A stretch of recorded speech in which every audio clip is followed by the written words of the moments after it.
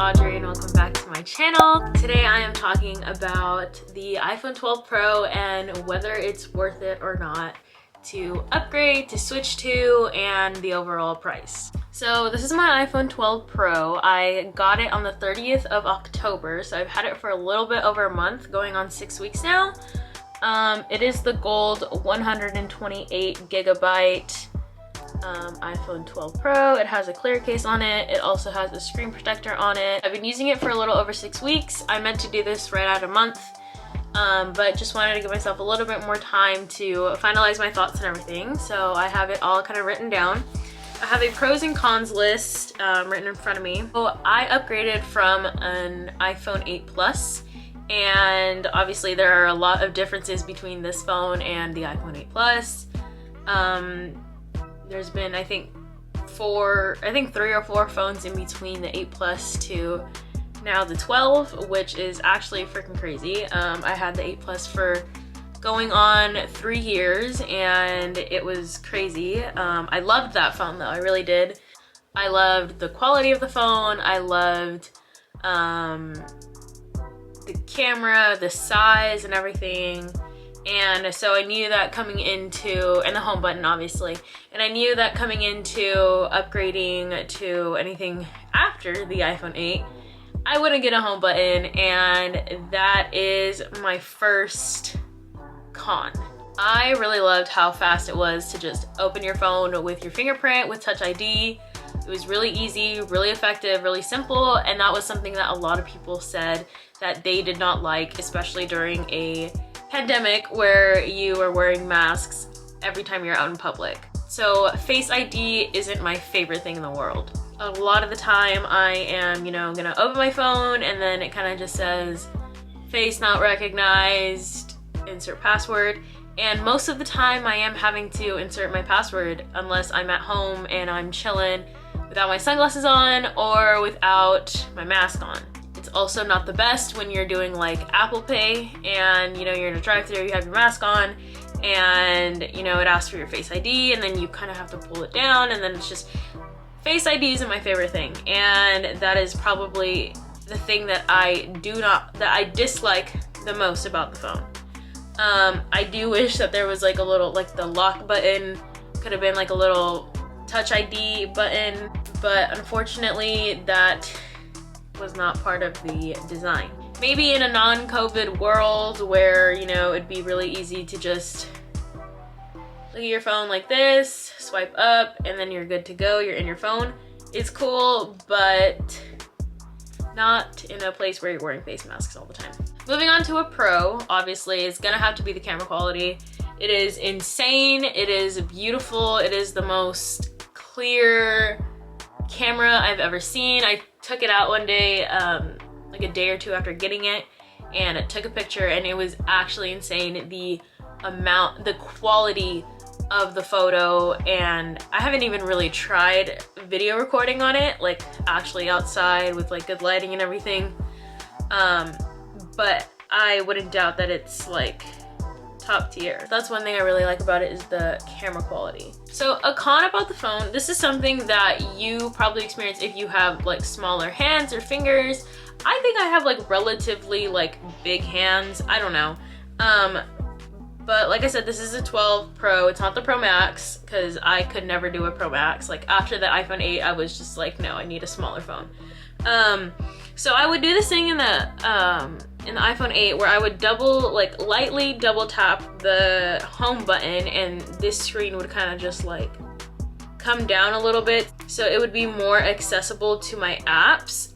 I don't think that you can do it on this phone, either that or I just haven't found it. It's kind of hard reaching over and having to adjust your grip to, reach the upper left-hand side apps, or just like scrolling down or anything, which isn't my favorite thing, because I knew with the iPhone 8 Plus, I could just lightly double tap the home button and it would kind of just bring the whole screen down. If you guys know how to do that, let me know, because that would help a lot. Another pro for this phone is obviously the speed of the phone. It is very fast. Opening up any type of app is super, super fast.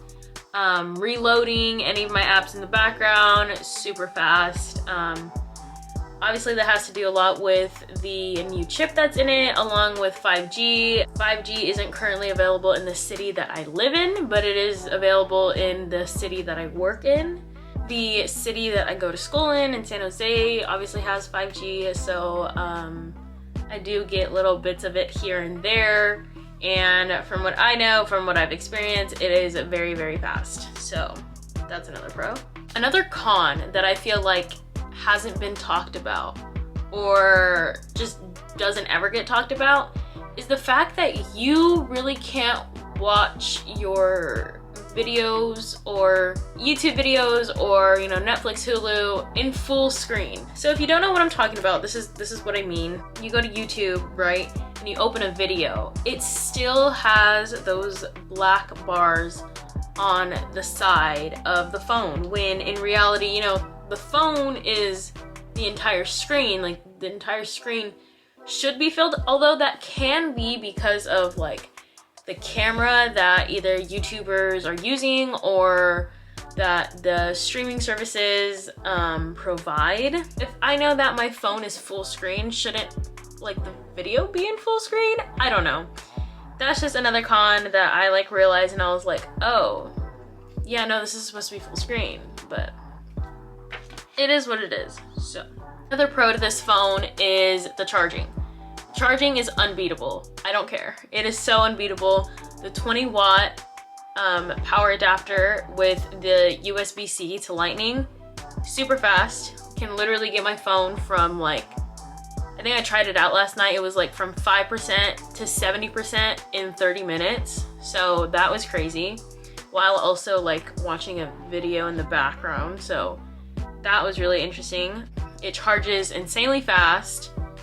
It can literally get you 100% probably in less than an hour, if not right around an hour, which is pretty freaking dope. So the rest that I have are pros, except for one, which I'm gonna leave for at the very end. Another pro is that it's obviously smaller than my iPhone 8 Plus. I'm able to hold this a lot better. It feels really nice in my hands. The squared off edges help a lot with that feeling. I didn't know I needed a smaller phone until I got this phone. So I'm very happy that I did get this phone. It's smaller, but it's bigger at the same time. Like I said, it is the full screen, so in that way it's bigger, but it's also smaller as in like the actual size of the phone. The design is very, very beautiful. Obviously the stainless steel edges with the matte back and the black screen in the front is just beautiful to me. I do think it looks gold. A lot of people say that it doesn't, but to me it does. That's also why I keep a clear case on it. And the last thing that I want to talk about is the capacity of the phone. If you did your research on the new iPhones, the new iPhone started at a 128 gig capacity, which is a lot more than what we were usually getting with 64 or 32. I don't know if they ever made a 32. I think they eliminated 32 a few years back, but my iPhone 8 Plus was 64 gigs and this one is now 128 gigs. And I didn't know I needed that capacity, and I'm so happy that the capacity is what it is, because I feel like if it was the 64 gigs and transferring all of my data over, it just wouldn't make sense to me. You know, because I would have very limited storage and then it wouldn't feel like a new phone. I can download, you know, as much apps as I want to, as much photos, videos, everything without ever have to worrying about, oh, your iPhone is almost full. That is my last pro on the iPhone 12 Pro. And my last con is that it does take some getting used to if you are upgrading from an iPhone 8 or below. A lot of the features on the phone are really kind of like tricky to get used to. You know, screenshotting and pulling down your control center and pulling down your notification center is all really different, along with working with the whole like screen-sized phone. It does take some getting used to. I got used to it within, I would say, about a week to 10 days. So it's not anything crazy, but it does take some getting used to. And if you are from the X and up, then you're pretty much chilling. You don't have much to worry about. So do I think it's worth it upgrading from an 8, from a 7, from a 6? Yes. Do I think it's worth upgrading from an X to an 11? Probably not. I would say no because those phones are very similar to this one. Of course, this one does have its differences. It's faster, the camera quality, the charging, you know, the way it looked, the capacity is very different from those phones. However, it's not as different as the 8, the 7, or the 6. I would say if you're looking to upgrade this holiday season, or you're just looking to upgrade in general, I would say do it. And do it if you have a, you know, 6, 7, 8. Consider it. Consider if it's worth it from the 10, the 11 Pro, so on and so forth.